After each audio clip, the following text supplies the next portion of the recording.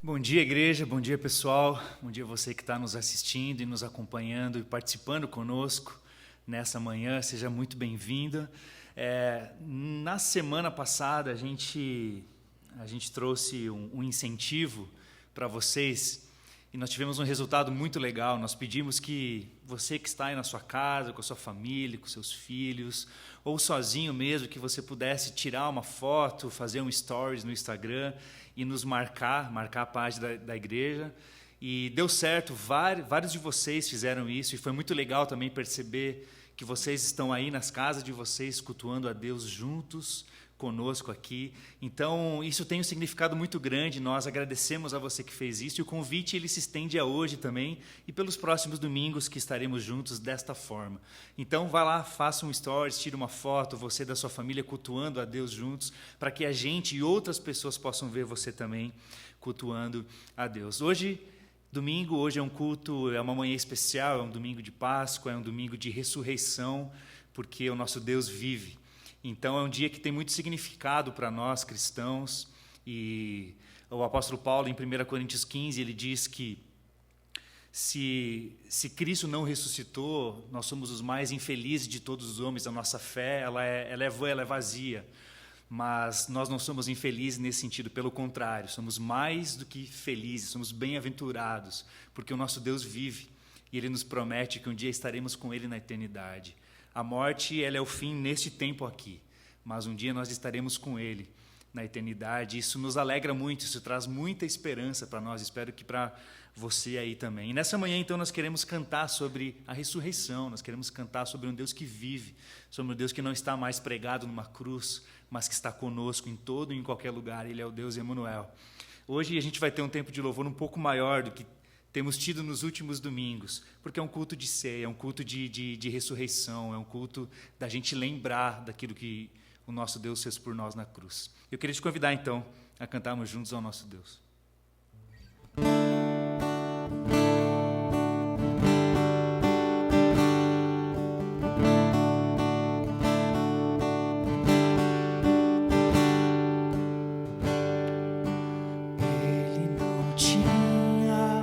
Qualquer beleza ou majestade para nos atrair, nada havia em sua aparência para o desejarmos, mas rejeitado dentre os homens, ainda assim carregou nossas dores. O seu castigo nos traz paz e a esperança não se esvai. A oferta pela culpa Ele ofereceu para satisfazer o Criador. Ele morreu para que a sua luz em nós pudesse brilhar. O Filho do amor se entregou em nosso lugar.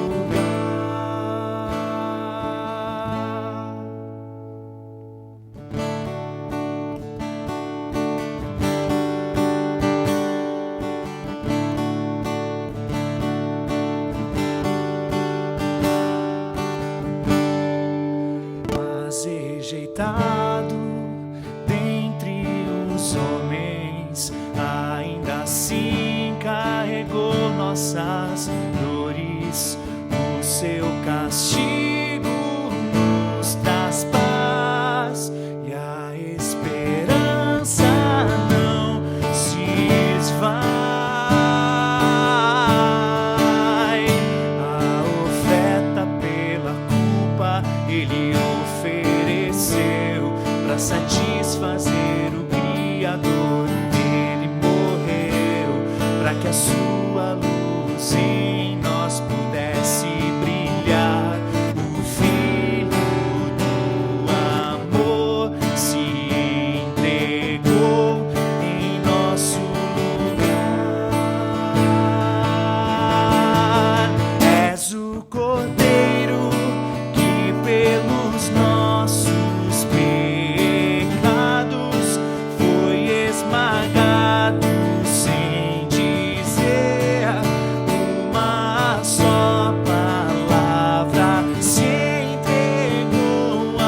escravos, derramou sua vida até a morte, provando a ira amarga pra nos dar sua doce graça e nos fazer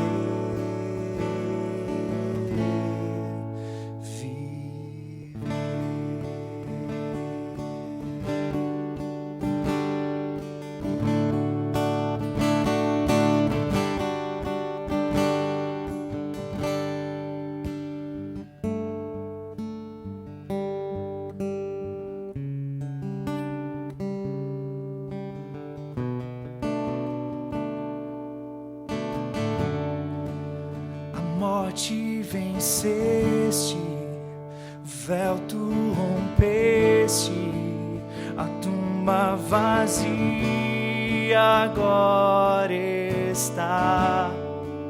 O céu te adora, proclama tua glória, pois ressuscitaste, vivo está.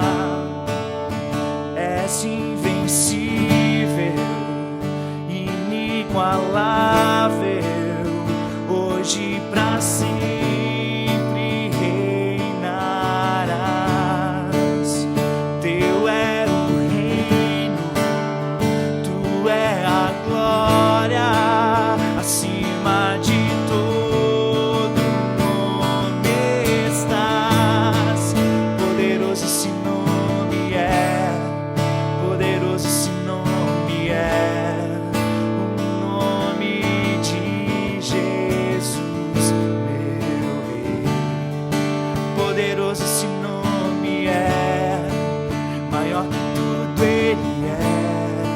Poderoso esse nome é, o nome de Jesus. Poderoso esse nome é, o nome de Jesus. Poderoso esse nome é, o nome de Jesus.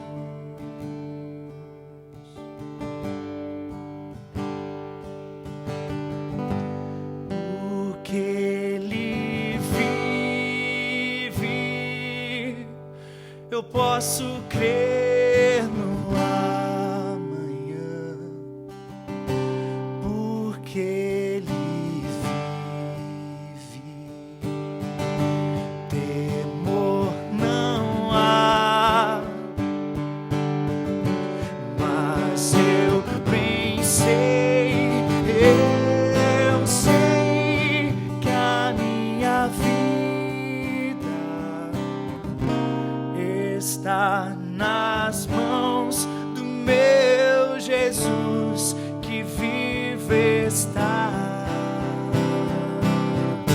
Deus enviou seu Filho amado para salvar e perdoar. Na cruz morreu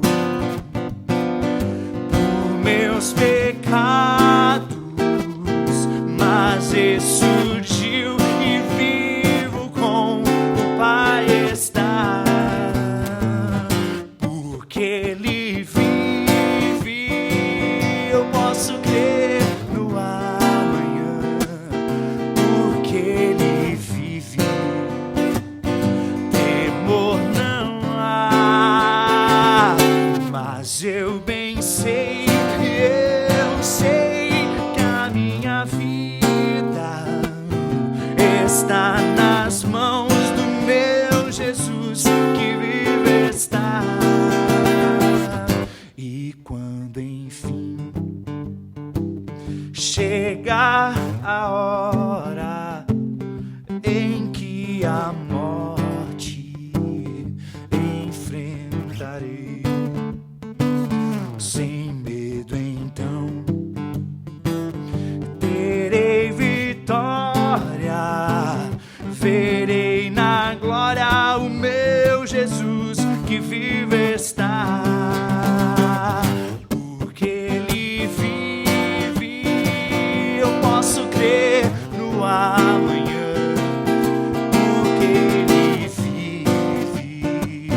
Temor não há, mas eu bem sei, eu sei que a minha vida está nas mãos do meu Jesus que vive, está nas mãos do meu Jesus que vive, está nas mãos do meu Jesus que vive,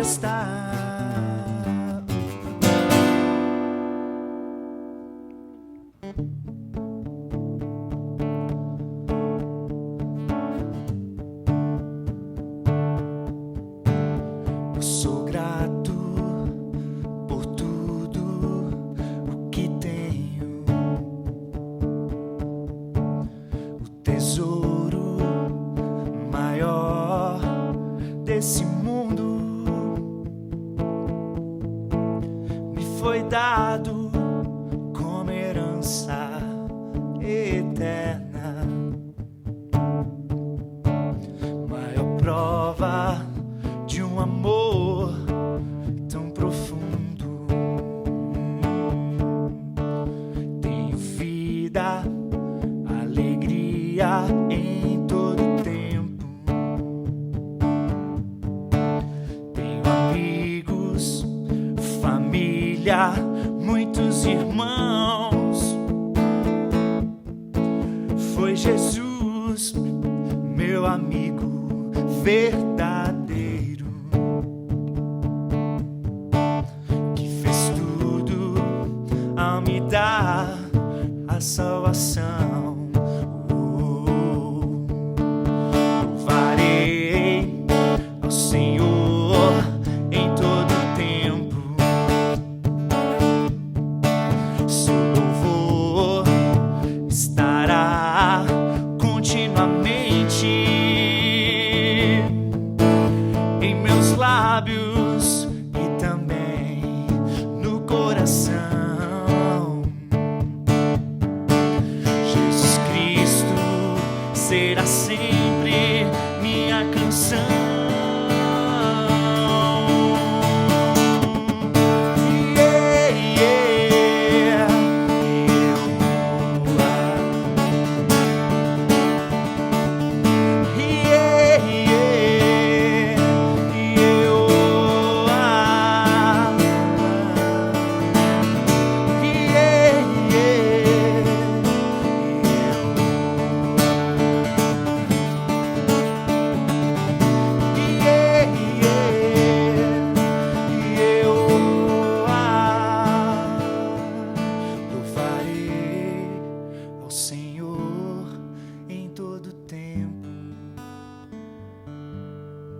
Seu louvor estará continuamente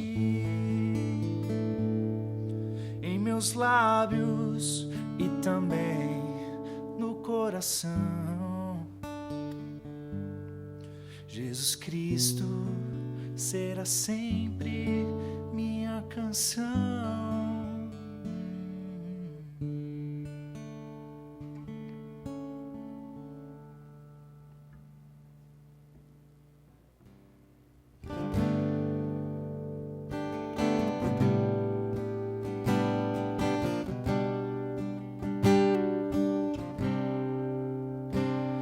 Pois pela sua morte, pelo seu sangue, Ele revelou seu perdão.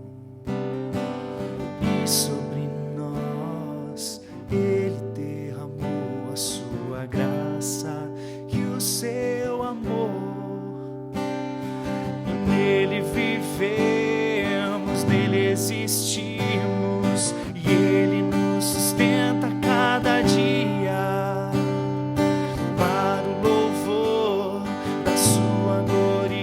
Coisas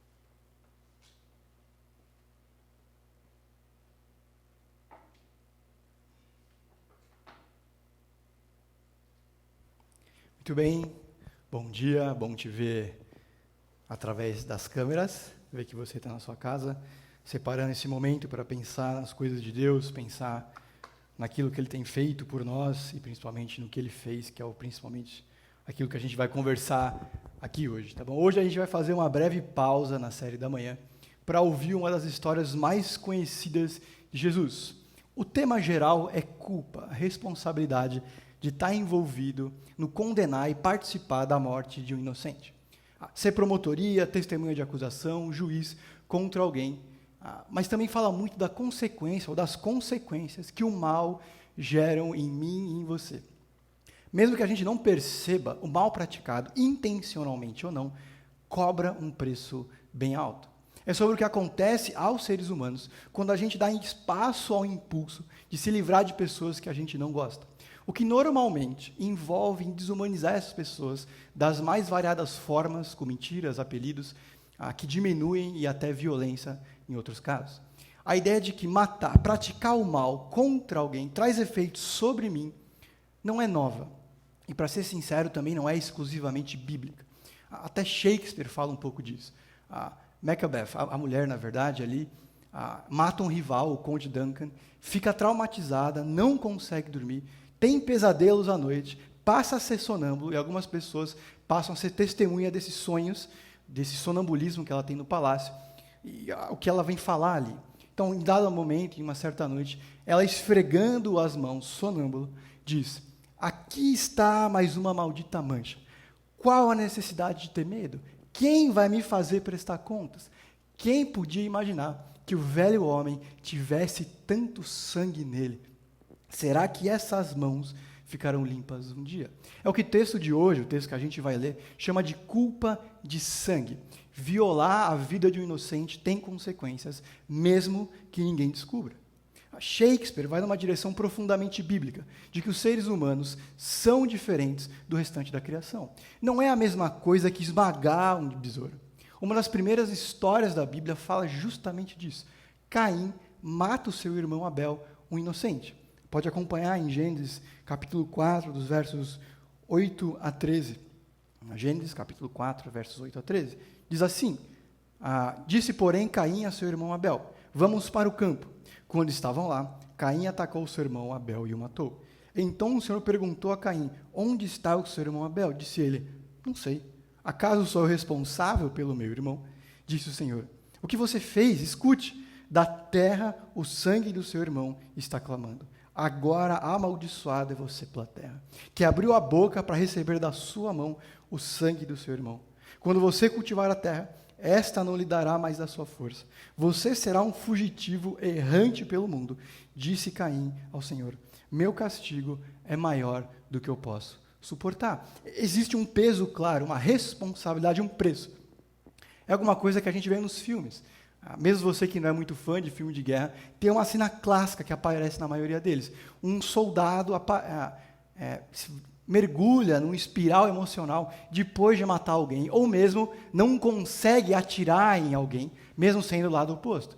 Até o Darth Vader, portanto, chamado Darth Vader, já no lado negro da força, sofre por matar ou participar na morte de Padmé, a namorada dele, talvez. Ok, eu tenho um pressentimento de que nenhum de nós matou alguém. Eu tenho a sensação de que ninguém aqui, alguém que está ouvindo, participou diretamente no assassinato de uma pessoa. Então, a gente está bem nesse mandamento, certo? Estamos tranquilos, pelo menos nesse, a gente está inocente, ou pelo menos livre. É interessante, e é verdade, de cara, esse mandamento fala de trazer a morte a um lugar que ela não pertence.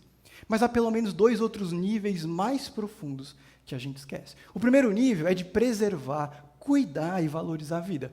Um exemplo que eu ouvi uma vez, é meio besta, mas muito bom, é que a gente costuma dirigir com mais cuidado quando no banco do passageiro tem uma coca, naquela péssima embalagem de papelão, do que quando tem uma pessoa. Porque a gente está mais preocupado em não sujar o tapete do que dar um susto em alguém ou colocar a vida de alguém em risco por algum tipo de direção imprudente. Normalmente, a gente se inocenta desse mandamento só porque a gente não matou ninguém, assassinou uma pessoa. Mas a gente não costuma pensar no outro ou nas outras partes do mandamento, por exemplo, valorizar a vida. Então a gente repete para si mesmo e para os outros, eu nunca matei ninguém. Na verdade, eu nunca cheguei perto disso. Pelo menos esse eu obedeço. Ao que Jesus responde, ouviste o que foi dito dos antigos, não matarás. E quem mata estará sujeito a julgamento. Eu, porém, vos digo, todo aquele que, sem motivo, se irá contra o seu irmão, está sujeito a julgamento. E quem proferir um insulto ao seu irmão, está sujeito a julgamento no tribunal. E quem chamar de tolo, estará sujeito ao fogo do inferno.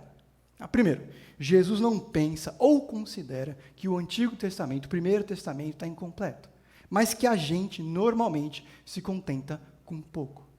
O que ele está dizendo é melhor reconsiderar essa ideia de que eu nunca matei ninguém. Se desejou o mal, ofendeu, tramou, desprezou, diminuiu o caráter de alguém em público, deu falso testemunho, participou de um assassinato. Seja por fazer alguma coisa com as mãos, ou ainda com palavras agressivas, por exemplo, fofocas ou até fake news. Para Jesus, estar envolvido em qualquer uma dessas coisas é quebrar o mandamento. Ponto. Tenho certeza que nenhum de nós nunca praticou nenhuma dessas coisas, certo? A gente é encorajado, então, pelas Santas Escrituras, por Jesus e, portanto, por Deus, a não apenas restringir as nossas mãos, mas o coração. Principalmente, e faz parte também, a língua. Porque o contrário disso traz consequências, mesmo que a gente não perceba.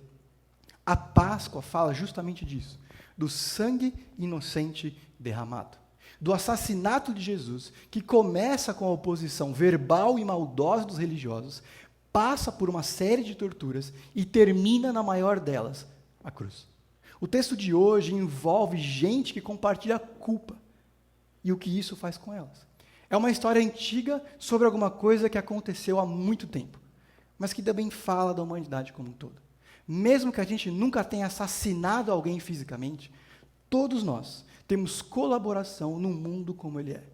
Aliás, num sentido teológico, também somos causadores da cruz. Hoje a gente vai ver vários retratos de como as pessoas lidam com a culpa de sangue, com o mal no mundo. Há 4 personagens principais, sem ser Jesus, claro. Judas, o discípulo, os líderes do povo, Pilatos e a multidão. Cada um deles reage ao próprio modo ao mal. Ninguém do jeito correto. E a gente pode encontrar neles, mesmo que tenha acontecido há 2000 anos atrás, a nós mesmos. Então, algumas perguntas são importantes para a gente pensar hoje. Quais são as formas de lidar com a culpa? Quais são as formas erradas? Como que isso tem nos destruído? O que a Páscoa, a data de hoje, nos oferece? E, principalmente, qual a resposta de Deus para o mal no mundo? Então, eu te convido a acompanhar, a gente vai de trechinho em trechinho, um pouco de verso a verso, lá em Mateus, capítulo 27, do 1 ao 20 e pouquinho, tá bom? Mateus, primeiro livro do Novo Testamento, capítulo 27, a gente vai começar pelo verso 1. Diz assim: de manhã cedo, todos os chefes dos sacerdotes e líderes religiosos tomaram a decisão de condenar Jesus à morte. E amarrando-o, entregaram a Pilatos, o governador. No capítulo anterior, Jesus já tinha sido julgado, e por isso que ele começa lembrando da condenação. Um julgamento para lá de enganoso. O texto diz que os chefes dos sacerdotes procuravam um depoimento falso contra Jesus. Porque para que eles pudessem condenar Jesus à morte. Eles não encontram nada. Então eles fazem 2 acusações. Uma é falsa, com apenas uma testemunha, quando a lei exigia 2, pelo menos. E a outra é verdadeira, que Jesus não nega, aqui ele é rei. E com base nessa última, levam Cristo até Pilatos. A situação ali, o contexto histórico, a realidade das pessoas, é bastante diferente da nossa. Israel, o reino, o país, se você quiser, é dominado por Roma. Roma tem um representante local, o tal de Pilatos. O país está longe de ser um oásis, ele é cercado, Pilatos é cercado por gente que o detesta. E do jeito que a gente vai lendo o texto, a gente percebe que Pilatos não quer dor de cabeça, mas ele tem que condenar alguém à morte, só ele tem poder para isso. E por isso, mesmo que um pouquinho contra a vontade, e detestando o domínio de Roma, os religiosos precisam levar Jesus até Pilatos. Antes do julgamento, Mateus faz uma pausa. Diz assim no versículo 3 ao 5, Quando Judas, que havia sido traído, viu que Jesus fora condenado, foi tomado de remorso. Devolveu ao chefe dos sacerdotes e aos líderes religiosos as 30 moedas de prata que ele ganhou para trair Jesus. E disse: pequei, pois traí sangue inocente. E eles retrucaram: que nos importa? A responsabilidade é sua. Então Judas jogou o dinheiro dentro do templo, saindo, foi e se enforcou. Isso é triste. Um dos 12, uma das pessoas que mais teve contato com Jesus em toda a história, tira a própria vida. A gente não sabe exatamente o que estava na cabeça dele. O que a gente tem é remorso e não arrependimento, como descrição e só. Ter traído Jesus, ver o que estava a acontecer com ele, acaba com Judas. Percebe isso? Quer dizer, Jesus nem tentou se defender. Ele seria espancado, cuspido. Quando ele ouve, ou vê, a gente não sabe muito bem, Jesus sendo levado para o governador, é demais. Jesus ensinou a da outra face, amar os inimigos, e ele realmente faz isso. Então, quem sabe dá para compensar a traição de alguma forma. Está aqui o dinheiro, eu não quero ganhar com esse julgamento falso, eu não quero ter lucro com essa condenação, pega de volta esse dinheiro. Lembre-se, os líderes de Israel querem Jesus morto há muito tempo, mas eles não tinham se movimentado muito nesse sentido. Lembre-se, é Judas que vai até esses líderes. Ao que eles respondem a essa oferta de devolução: o problema é teu, esse amigo não era o seu, você é tão culpado quanto a gente. Desesperado e se sentindo impotente, ele joga o dinheiro no chão e, transtornado, se enforca. Judas não consegue imaginar um mundo ou um Deus que ofereça perdão e graça suficiente para o que ele fez. Ele não consegue imaginar a luz para as trevas que ele se envolveu. É mais do que ele pode suportar. A gente vai falar disso no final, mas Judas tem razão. Não existe solução humana para o mal no mundo, e nem forma de compensar. Cerca de 800 mil pessoas no mundo pensam assim todo ano. No Brasil, no nosso país, uma pessoa a cada 40 minutos. Em 2019, 11 mil irmãos brasileiros tiraram a própria vida. É a segunda maior causa de morte no mundo inteiro entre jovens de 15 e 29 anos. Judas fica totalmente devastado com o mal que ele promoveu e com a morte de um inocente. Perceba, ele nem viu Jesus morrer. E isso, o que já tinha acontecido, foi demais para que ele pudesse suportar na cabeça dele. Esse é o primeiro retrato, a culpa que esmaga. Vamos para o próximo. A gente continua, agora no versículo 6 ao 10. Os chefes dos sacerdotes juntaram as moedas e disseram: é contra a lei colocar esse dinheiro no templo, visto que é preço de sangue. Então decidiram usar aquele dinheiro para comprar o campo do oleiro para cemitério de estrangeiros. Por isso ele se chama Campo de Sangue até os dias de hoje. Então se cumpriu o que havia sido dito pelo profeta Jeremias. Tomaram as 30 moedas de prata, preço que foi avaliado pelo povo de Israel, e as usaram para comprar o campo do oleiro, como o Senhor me ordenou. Ok, bacana, interessante. Esse é um parênteses um pouco estranho, eu sei. Ainda mais depois do que a gente acabou de ler, mas faz todo sentido. Pergunta: os chefes dos sacerdotes se consideram responsáveis pela morte de um inocente?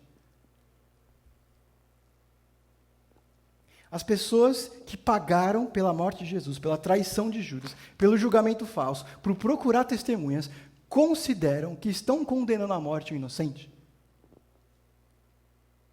O fato é que se Jesus merece ser condenado pelo que ele fez ou falou, eles deveriam se sentir à vontade para usar o dinheiro, de forma livre. Mas é isso que acontece aqui? É isso que a gente vê eles conversando ou decidindo? Porque eles não gostam de Jesus, porque eles consideram Jesus uma ameaça a todo o sistema ali, judaico, religioso, social, eles decidem matá-lo. E isso aqui é profundamente contraditório. Porque ao mesmo tempo que eles estão preocupados em obedecer à lei e não dar o dinheiro de sangue como oferta no templo, eles falham em defender um mandamento-chave: evitar a morte de um inocente. Eles convenientemente escolhem o que vão obedecer. Aliás, por que eles não dividiram o dinheiro entre si? O que eles fazem revela ainda mais o coração deles. Eles compram um terreno para ser cemitério de estrangeiros.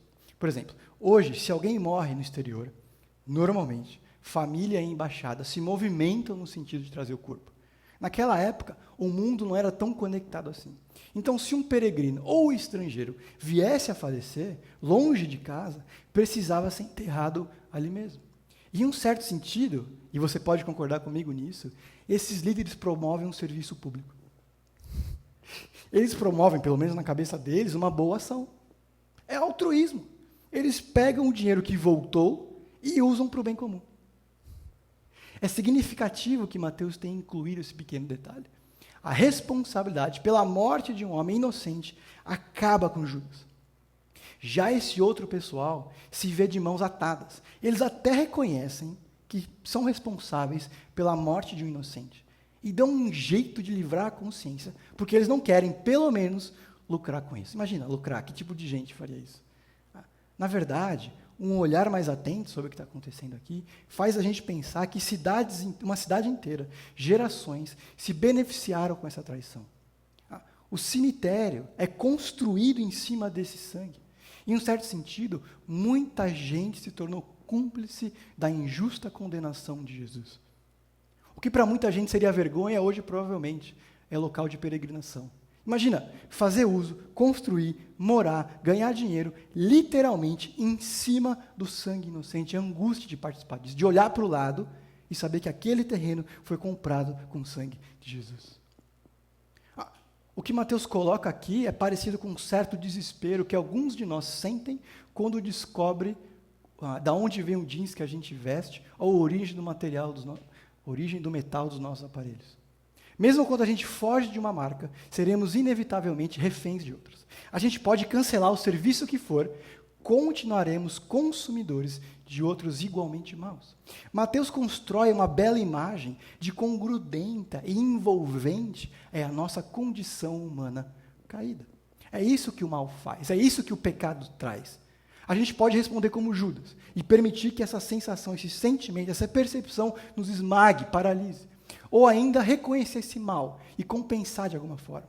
Mas perceba, a culpa continua entrelaçada nas minhas decisões. Muito do que a gente faz, compra e gosta, envolvem o patrocínio do mal. E a gente não consegue se livrar disso. Mesmo sendo cristãos, nós continuamos envolvidos com o mal, fazendo uso ou patrocinando. O texto continua. Jesus foi posto diante do governador, agora do 11 ao 18. Você é o rei dos judeus, respondeu Jesus. Tu o dizes. Acusado pelos chefes dos sacerdotes, pelos líderes religiosos, ele nada respondeu. Então Pilatos perguntou, você não ouve a acusação que estão fazendo contra você? Mas Jesus não lhe respondeu nenhuma palavra, de modo que o governador ficou muito impressionado. Por ocasião da festa, era costume do governador soltar um prisioneiro escolhido pela multidão. Eles tinham, naquela ocasião, um prisioneiro muito conhecido, chamado Barrabás. Pilatos perguntou à multidão que havia ali se reunido, qual destes vocês querem que eu lhe solte? Barrabás ou Jesus, chamado Cristo? Porque sabiam que o havia entregado por inveja. Isso aqui é irônico. Pilatos libertando gente, porque ele era conhecido por incontáveis e contínuas mortes, de acordo com um filósofo contemporâneo ali de Pilatos. E ele tinha esse gentil hábito de liberar um condenado. No caso, a gente tem Barrabás, que é bem conhecido, e a gente vai falar mais dele. O retrato número 3 é Pilatos. E ele é um pouco diferente dos outros, porque ele não tem relacionamento com Jesus. Ele não tem raiva de Jesus. E ele não tem qualquer tipo de interesse nessa morte. Na verdade, teoricamente, o melhor para ele é que Barrabás morra. A gente não tem todos os detalhes da conversa, mas o romano se impressiona com Jesus, inclusive com silêncio. Barrabás é um rebelde, provavelmente contra Roma. Nada mais antagônico do que Jesus, que dizia, bem-aventurados os pacificadores. Pilatos tem na frente duas pessoas, uma multidão ensandecida berrando, querendo sangue. E o texto continua. Estando Pilatos sentado no tribunal, a sua mulher lhe enviou essa mensagem. Não se envolva com esse inocente, porque em sonho sofri muito por causa dele. Mas os chefes dos sacerdotes e os líderes religiosos convenceram a multidão que pedisse Barrabás e mandasse executar Jesus. Então perguntou o governador, Qual dos dois vocês querem que eu solte? Responderam eles, Barrabás. Perguntou Pilatos, que farei então com Jesus, chamado Cristo? Todos responderam, crucificam. Por quê? Ele não cometeu crime algum, perguntou Pilatos. Mas eles gritavam ainda mais, crucificam.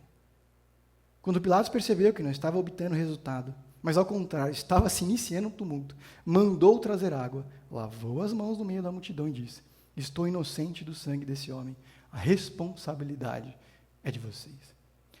Essa aqui é uma situação para Pilatos que não tem como ele sair bem. Até a mulher dele entende que Jesus é inocente. Ela tem um sonho sobre isso. É interessante que no livro inteiro, só José, pai de Jesus, tem um sonho. A situação não vai a lugar nenhum. É mais um daqueles dias em Jerusalém. Um possível motim em mãos. De repente, o indicado de Roma pega uma bacia de água. Imagine, barulho, tumulto, gente gritando crucifica, os líderes ensandecidos, já querendo matar Jesus há muito tempo. A história de que Judas já se matou. O governador resolve o dilema, não por uma questão de integridade, mas por conveniência. Quer dizer, todo mundo sabe que Jesus é inocente. Mas o que você faria? Soltar Barrabás e ter uma revolta em mãos? Ou só e apenas autorizar a morte de um ninguém e voltar para o palácio com alguma paz? Ele não apenas condena Jesus na prática, ele declara, como o texto diz, a si mesmo como inocente. E querendo ou não, ele se torna culpado pela morte de Jesus. A indiferença de Pilatos não muda a situação, a consequência ou mesmo a realidade. Judas decide fugir. Os líderes, algum tipo de caridade. Pilatos, a indiferença. Por último, a gente tem as multidões, que acreditam piamente que Jesus é uma ameaça, ou que por algum motivo não representa os interesses deles. Eles não são como Judas que sofre. Pelo contrário, eles se aceitam ser responsáveis pelo sangue inocente. A morte de Jesus é um preço aceitável a ser pago por N interesse. Todo o povo responde que o sangue dele caia sobre nós, sobre os nossos filhos. Então Pilatos soltou-lhes Barrabás e mandou aceitar Jesus e entregou para ser crucificado. E aqui cabe um breve parênteses. Ao longo da história, esses versos foram usados para perseguir os judeus. Não é o que Mateus tinha na cabeça. E, portanto, Deus, quando o inspirou, e registrou isso. É uma mancha na história da igreja e uma traição contra o reino de Deus. Enfim, o que o texto indica, com alguma firmeza, é a escolha por Barrabás e faz questão de dizer que ele era famoso. Então, eu e você, bons leitores, interessados e curiosos, a gente precisa ir atrás disso. É importante que a gente descubra o porquê que Barrabás é famoso ou conhecido. Perceba os textos. Um homem chamado Barrabás estava na prisão com os rebeldes que haviam cometido assassinato durante uma rebelião. Outro texto, agora em Lucas 23. Barrabás havia sido lançado na prisão por causa de uma insurreição na cidade e por assassinato. Terceiro texto, a terceira aparição de Barrabás, sem ser o que a gente leu, eles, em resposta, gritaram, não, ele não, falando sobre Jesus, queremos Barrabás. Ora, Barrabás era um bandido. Eu não sei exatamente que tipo de figura vem à sua mente quando a gente pensa em Barrabás, mas ele era um judeu como Jesus, provavelmente marcado pelo sol, cabelos escuros, sandálias gastas. Talvez a imagem que você tenha de Barrabás é de um vilão, alguém que tem uma voz grossa, uma risada profunda, um olhar mau. Mas tem um detalhe interessantíssimo nessa descrição. Percebeu pelo que Barrabás é conhecido? Ou, especialmente, por que ele pode soar um bom candidato à anistia? Barrabás é um herói. O que os judeus, os fariseus, os discípulos mais queriam de Jesus? Qual o assunto mais recorrente, um dos mais recorrentes, ao longo da história de Jesus? O que todo mundo pressionava Jesus para falar, fazer ou começar? Quer dizer, de um lado você tem Jesus, o meu reino é daqui, anti-violência, pacífico, dê outra face, ore pelos seus inimigos, não deseje o mal ao outro, ame o próximo, inclusive as pessoas que você detesta.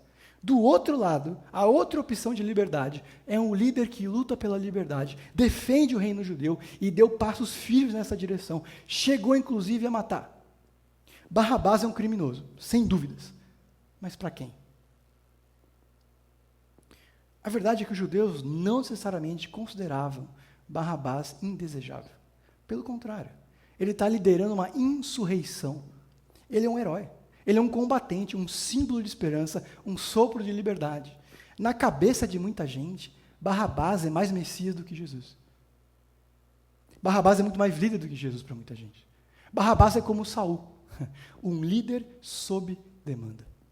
Já Jesus, um autêntico filho de Davi, um rei segundo o coração de Deus. Eles não apenas escolhem Barrabás, eles rejeitam Jesus. Eles não apenas rejeitam Jesus, eles escolhem Barrabás. Faz sentido? Jerusalém não escolhe o caminho estreito de Cristo, mas o largo de Barrabás. Eles querem o reino, mas eles não querem o rei. E essa é a história da humanidade. Querer tudo o que Deus oferece, mas não querer o único que pode entregar.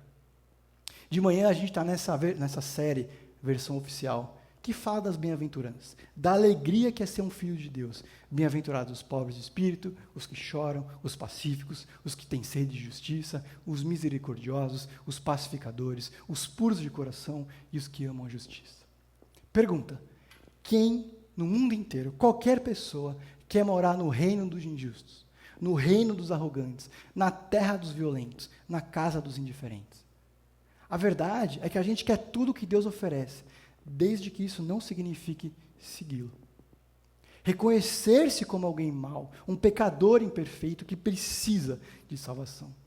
Em mais ou menos 40 anos, no tempo de vida dessas pessoas, elas vão conseguir a liberdade de Roma. Eles vão ter guerra, e eles vão ter também a total e completa destruição de Jerusalém. Consequência. Essa aqui é a última e a mais esquecida rejeição que Jesus sofreu. A dureza e o desejo do coração deles é a última e decisiva causa da morte de um inocente na cruz. A gente tem nesse texto 4 grandes retratos de pessoas que lidam com o mal e os seus efeitos. E para ser sincero, se a gente acredita nas palavras de Jesus sobre assassinato, sobre morte, e que ele morreu por causa e em favor dos filhos de Deus, todos somos culpados. Culpados como Judas, que traiu o conhecimento das coisas dele. Responsáveis como líderes do povo, que tentam fazer coisas boas. Réus como Pilatos, que vive de forma indiferente com os efeitos do mal e as nossas decisões. Duros de coração como o povo, que rejeita a mensagem de Deus. E isso pode nos esmagar. E como Judas, fazer simpatizar com a ideia de pôr um fim em tudo, sem ir necessariamente às últimas consequências. A gente pode ter a consciência do mal e tentar equilibrar isso com um estilo de vida e consumo responsável. Mas sejamos sinceros, não vai tirar o mal no mundo. Não vai tirar o mal do ser humano. A gente continuará a fazer guerras estúpidas e preços baixos demais. É impossível, na verdade é perfeitamente possível, dar de ombros, saber das injustiças, do sofrimento das pessoas e dizer um evangélico: eu vou orar por você, sem sentir um pingo de misericórdia. O que eu posso fazer? Eu preciso pagar as contas, a vida continua. Ou agir então com uma estúpida coragem de assumir: na minha vida mando eu. Mas não ter plena consciência do que isso significa, da destruição que isso traz. E isso tudo nos enterra nas trevas. A coisa mais notável nessa história é que, na verdade, só existe um inocente, Jesus de Nazaré, o verdadeiro Messias, que não se defende uma única vez. O que Jesus está fazendo é se mover para a cruz, porque ele quer morrer, se entregar por essas pessoas. Ele morrerá por assassinos, estupradores, mentirosos, ladrões, irados, falsos e suicidas. Enfim, por pecadores. E só por eles. Jesus está seguro, ele demonstra esse amor por nós, como Romanos diz. Cristo morreu em nosso favor, quando ainda éramos pecadores. O silêncio de Jesus é de alguém que quer levar adiante essa missão de Páscoa. Qual? As últimas palavras de Jesus, algumas das últimas, resumem muito bem. Pai, perdoa-lhes, porque não sabem o que estão fazendo. Porque Jesus morreu então? Para trazer perdão. E com o perdão, vida. Páscoa, portanto, é morte, perdão e vida. Essa história que a gente leu traz alguns retratos precisos de nós mesmos e do nosso mundo. Um lugar injusto e caído, bem longe de como Deus planejou. Jesus é o único inocente e a gente precisa desse amor, manifesto no silêncio, de alguém que não quer atrasar a Páscoa nem um minuto. A verdade é que nós estamos há 2000 anos tentando resolver as coisas pelas próprias mãos. 2000 anos tentando fazer o mundo um lugar melhor. 2000 anos indiferentes ao mal quando não nos afeta. 2000 anos rejeitando o rei. E isso pode acabar hoje. Basta o reconhecimento de que Jesus salva. Seja você alguém que nunca se imaginou como cristão, ou uma pessoa que há anos se envolve com a igreja, a mensagem da Páscoa, a mensagem do perdão, salva e transforma. E não tem nenhum filho de Deus que não precise continuar a ser mudado por ele. Uma palavra que a gente costuma ouvir nessa época é ressurreição, que apesar de bem específica, é a mensagem de que Jesus veio até nós, viveu em nosso meio, morreu em nosso lugar e reviveu para trazer vida a cada um dos seus filhos. Que a morte perdeu poder. Essa é a solução definitiva de Deus para o mal no mundo. Perdão para o mal, para a culpa. Ressurreição é isso. A esperança, a vida que Deus nos entrega quando nós nos aproximamos de Jesus. Algo que só Ele pode dar. O preço, Ele já pagou. A gente fala bastante da cruz e isso é bom. Ela é o centro de todas as coisas. Mas nem a Bíblia e nem a história de Jesus termina na cruz. Ao terceiro dia, Ele ressuscitou. O túmulo estava vazio. Na sexta houve morte. Domingo trouxe vida. Se o sábado foi de silêncio, o domingo traz alegria. Ele ressuscitou para nos dar vida, ensinar a viver. Ou como Romanos 6,4 diz, foi ressuscitado dos mortos, mediante a glória do Pai, também para nos dar uma nova vida. Eu não sei o que essa história traz ao seu coração, como que você recebe e o que o Espírito te traz à mente. O que eu sei é que é a palavra de Deus. E isso deve refletir no nosso coração, nas nossas casas, porque nada é maior do que a Páscoa. Eu não sei exatamente o que Deus quer mudar na sua vida, mas eu sei que a gente precisa ouvir a história de Jesus de Nazaré, que não tinha qualquer beleza ou majestade que nos atraísse. Nada em sua aparência para que o desejássemos. Ele foi desprezado e rejeitado pelos homens, um homem de tristeza, familiarizado com o sofrimento. Como alguém de quem os homens escondem o seu rosto. Ele foi desprezado e nós não o tínhamos em estima. Certamente, Ele tomou sobre si as nossas enfermidades, levou sobre si as nossas doenças. Contudo, nós o consideramos castigado por Deus, e Ele foi afligido e atingido. Mas Ele foi transpassado por nossas iniquidades e pecados. Castigado, o castigo que nos trouxe a paz estava sobre Ele, e pelas suas feridas fomos curados. Tudo isso para quê? Para vencer a morte, oferecer perdão e trazer vida. Apesar das nossas mais variadas falhas, Jesus ama e se entrega. Nós não podemos pensar em sequer um minuto em prejudicar a vida de alguém sem se lembrar de Jesus. A verdade é que o mandamento foi completamente esquecido na crucificação, mas Deus transforma o mal em bem. Jesus morre pelos nossos pecados, falhas para perdoar homicidas como nós, que injustamente tiram a vida uns dos outros em nossos corações e por nossas mãos.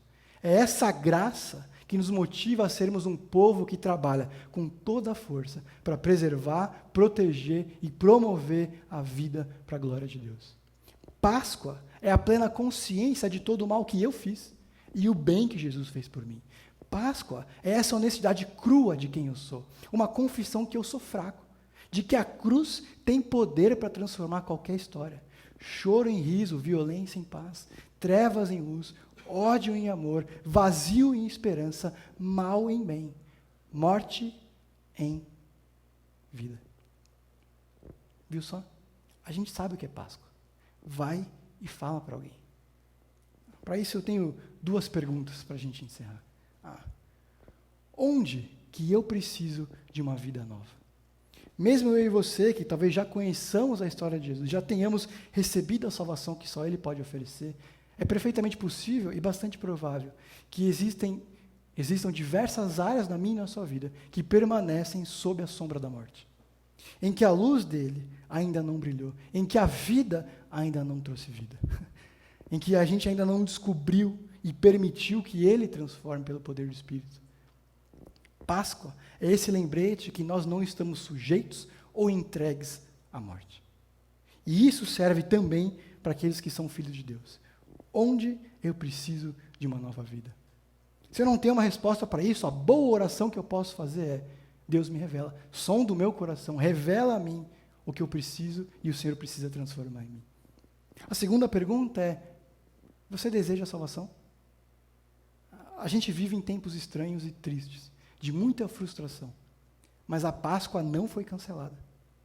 Deus continua a dar vida, e é uma excelente oportunidade para recebê-la por meio da cruz e das mãos de Deus. Os judeus comemoram o ano judaico em setembro, os chineses em fevereiro. Os cristãos comemoram vida nova em abril. Feliz Páscoa. Vamos orar. Deus, obrigado por tudo que o Senhor tem feito por nós. Nos ajuda a pensar e refletir, Pai, como nós temos lidado com o mal no mundo, como isso tem nos destruído, nos afastado uns dos outros. E, sobretudo, Pai, trazido consequências sobre a nossa vida, Deus. O Senhor nos ajuda a ter um coração sensível para perceber o que ainda não foi trazido à luz pelo seu poder e pelo seu amor. Nos ajuda, Deus, a ser representantes dessa mensagem de vida e ser lembrado disso, para que o Senhor continue a nos transformar com o seu poder. Nos ajude a ter coragem a falar das pessoas e para as pessoas dessa boa notícia, desse evangelho de que o Senhor dá a vida. Nos ajuda a ter uma boa semana, a pensar nessas verdades e, sobretudo, ser representantes da sua verdade. Em nome de Jesus, amém.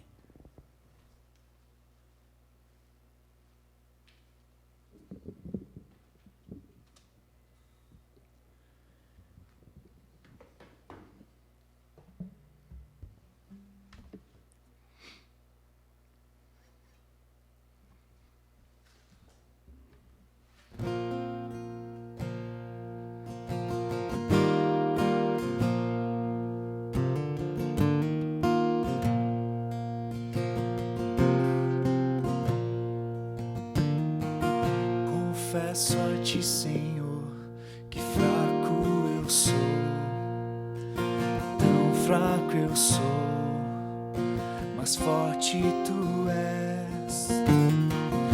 Eu venho a ti, Senhor, sem nada pra dar, só quero pedir, vem, ajuda-me, ó Deus.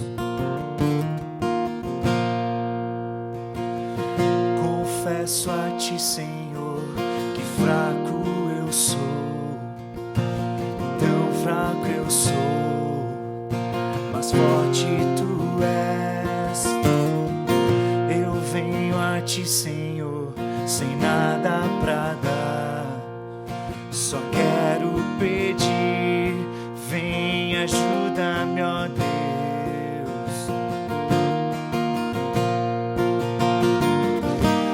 Coração quebrantado e humilde, não rejeita, Senhor.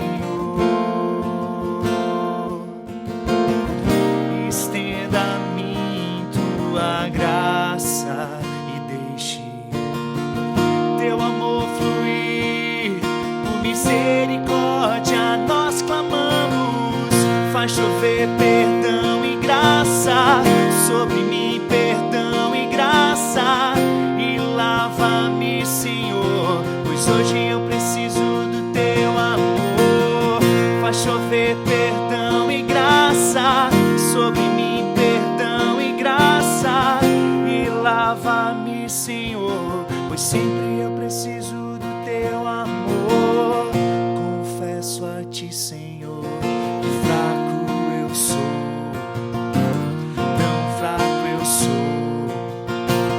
forte tu és.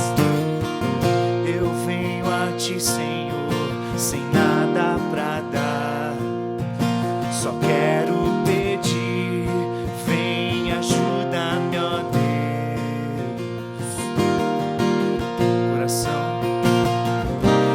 Coração quebrantado e humilde, não rejeita, Senhor.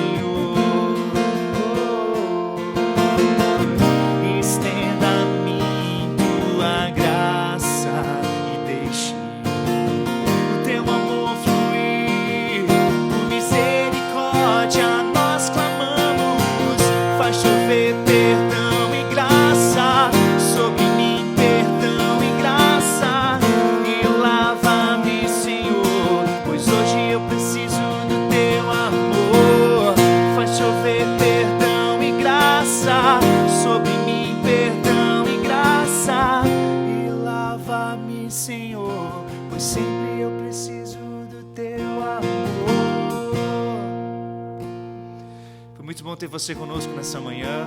Que Deus tenha abençoado e edificado a sua vida por meio daquilo que nós cantamos, por meio daquilo que nós ouvimos hoje.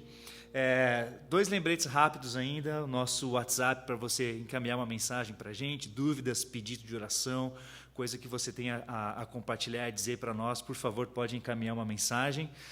E sobre as nossas mídias, né, as nossas redes sociais, nós finalmente conseguimos já alcançar aquele número de inscritos no YouTube, mas ainda a gente precisa esperar uma liberação do pessoal do YouTube. Isso deve demorar ainda talvez uma semana, quem sabe, mas a gente quer demonstrar nossa gratidão a você que se inscreveu no nosso canal.